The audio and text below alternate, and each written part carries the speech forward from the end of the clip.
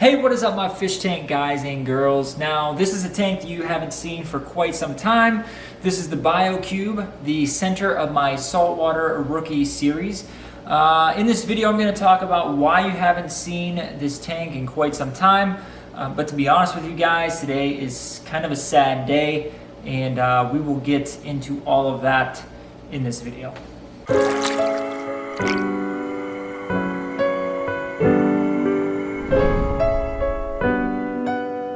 So I'm not trying to sound overly dramatic, but unfortunately over the last few days, Winona, my female clownfish that I've had for over 8 years at this point, was starting to swim a little funny, hang out around the bottom of the tank, lay on the sand, kind of weird behaviors, and I kind of knew that the end was near. So unfortunately, Winona did not make it, and I had to get her out of the tank about 2 days ago now. So poor Raylan is in the tank all by himself, along with Ronald Swanson II. That's right, I actually bought another yellow Watchman goby, but since I haven't done any updates on this tank in quite some time, you guys wouldn't know that. Now, the nice thing about Ronald II down there is that usually he hangs out in the front of the tank. He's quite active, whereas Ron from before was pretty shy. He would kind of hide, be behind rocks, different things like that. So that's really cool. I like to see him more active out and about, that kind of thing. So since I have lost my female clownfish, I'm more than likely going to replace her at some point and possibly add another fish or two into this aquarium. But I want to talk to you guys a little bit about why you haven't seen any updates on this tank. So to make a long story short, essentially I've been kind of frustrated with this aquarium. I think my frustration started back a few years ago when I actually replaced the hood from the power compact bulbs to the LED lights. Now, I don't know what it is about the LEDs. Maybe it's the color spectrum. Maybe it's, I don't know, just, I'm not sure. But something about them just hasn't sat quite right with me. And I've never come around to sort of enjoying them for what they are. Now, when you're looking at the aquarium, I'm going to do some pans. I'm going to show you some of the coral and different things like that. When you're looking at the aquarium, you'll see like a slight blue tint to it, and that's because I installed some extra blue LED strips. I don't know if you guys can see this. You're not going to be able to see this, but there's a couple blue LED strips in there to sort of add that pop of color in the aquarium that the LEDs just don't offer. So the last that I showed you guys of this tank, I was doing a reboot. I was removing some rocks. I was moving rocks around. I was doing a total clean out. I was experiencing some issues with green hair algae. I bought one of the Drop 6 algae scrubbers from Santa Monica Filtration, which I will give you guys an update on. You've been asking me for an update on that for quite some time, and I just haven't been motivated to make any videos about this aquarium just because I haven't been all that happy with it. So one of the other issues that has plagued me in this aquarium is my favorite Trachophilia that I will show you now in the middle of the tank is dying. It's basically dead at this point. And it took me multiple weeks to finally realize what was going on. At first, I thought maybe I wasn't doing water changes often enough. Maybe my temperature was swinging. Maybe I was having an issue with salinity swinging because, you know, of evaporation and not topping the tank off is not, you know, as much as I should have or as quickly as I should have. Well, what ended up happening is some bristleworms found their way onto the Trachophilia because the Trachophilia was once on the sand. And when I say some bristleworms, I mean 5, 6, 7, around that many. Now, oftentimes bristleworms are looked at as kind of a pest in aquariums. And for this reason in particular, I think they are quite the pest. However, oftentimes they're usually just eating detritus, kind of minding their own business. But unfortunately, due to the nature of bristleworms, they also have a tendency to sting anything around them. So what I would start to find is that the Trachophilia was sort of receding. It wasn't big, it wasn't puffy, it wasn't looking like it used to before. And it took me coming out to the aquarium in the middle of the night and turning the Trachyphilia around and picking it up to see bristleworms fall out of it and scrape bristleworms off the top of it. And like I said, I removed 5, 6, 7. That's why it's on top of this ugly looking cup. And unfortunately, I still think there must be a bristleworm or two because it has never recovered.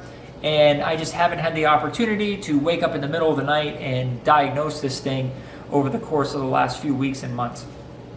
So unfortunately, the Trachyphilia is not going to make it. So this is a sad day for many reasons. Not only did I lose a clownfish, I lost my favorite coral in this tank, which was the Trachyphilia. And in addition, the tank is just not quite where I want it to be. So ultimately, what I've decided to do is make some changes, some more changes, and that starts with kind of the root of my problems, which is the hood and the lights. Now, I've always wanted to keep my Biocube stock if I possibly could, but in this case, the power compact bulbs are really hard to come by. I already ditched my old hood, and I'm not a big fan of these LEDs. So I do have a few options, one of which would be to install an aftermarket LED kit that can be very expensive, and I don't know if I really want to go through all of that hassle right now. Plus, I'm not really sure what the colors will look like. There's many options. You can change, you know, the combination of blues and reds and greens and, you know, full spectrum, and it's a little too over me. I'm still a saltwater rookie in that regard, that I'm not super hardcore into understanding the full spectrum of LEDs and what these reef tanks need.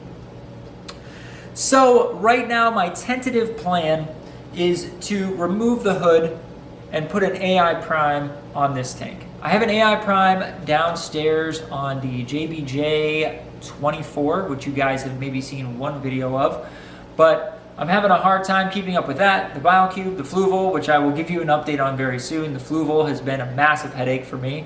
Still looks pretty good, but it's been a headache. And then I also have another small tank downstairs that I'm trying to keep up with, and I just am realizing that I can't do it.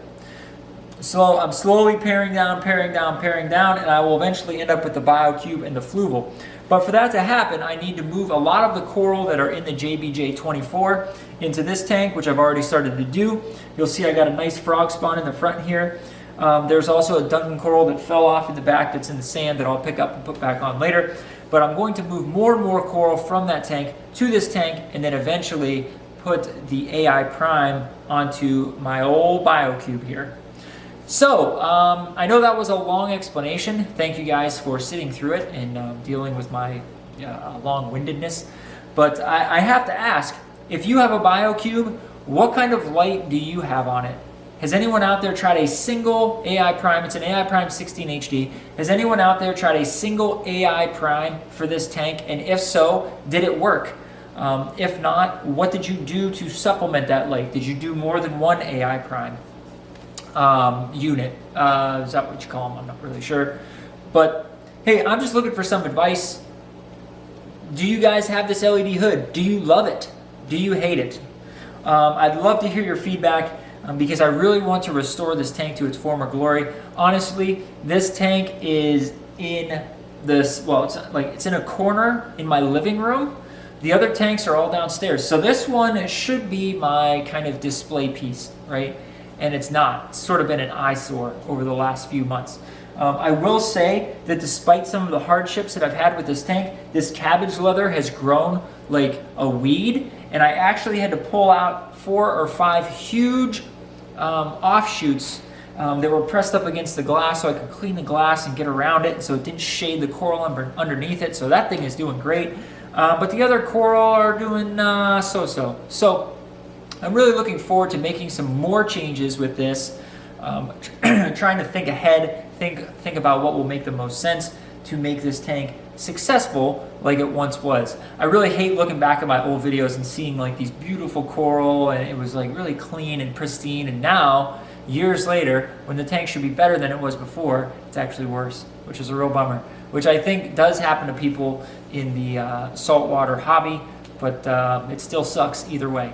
So once again, I'm the Fish Tank Guy. Thank you so much for checking out my channel, checking out this video, sticking with me through the Saltwater Rookie series, which has been going on for almost a freaking decade now. So until a future Fish Tank Guy video, I almost forgot what I was going to say, right? I will see you guys soon.